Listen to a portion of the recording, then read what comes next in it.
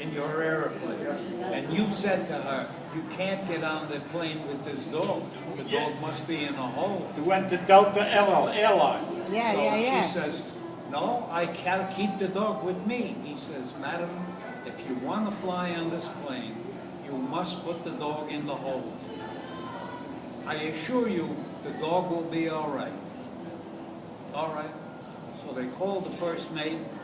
First mate takes the dog, takes it down to the hole. She goes and sits down. Now, when they're an hour out of Israel, they're going to Israel. They're an hour out. The captain calls the first mate and he says to him, go downstairs to the hole and get the dog.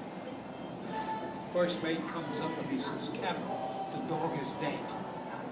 Oh my God, I promised Mrs. Cohn that the dog would be all right. What am I going to do? Oh, I know. He calls the airport and he gets the person and he describes the dog to a T. Get me a dog like this and have it when I land the plane. Bring it to me. An hour later, they land the plane, and the purser rushes up with a dog, and he gives it to the captain. He says, here, exactly what you said. A black spot here, a brown nose here. Exactly. Okay, thank you. Mrs. Cohn is debarring the plane. As she's getting out the door, the captain says, you said to her, here's your dog, Mrs. Cohn. She looks at the dog, and she looks at the captain. She says, that's not my dog.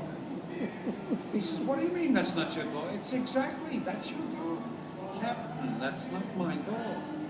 My dog was dead. I was taking it to Israel to bury it.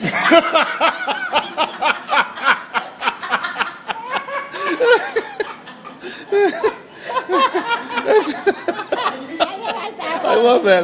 That's great. You recording it, Bob?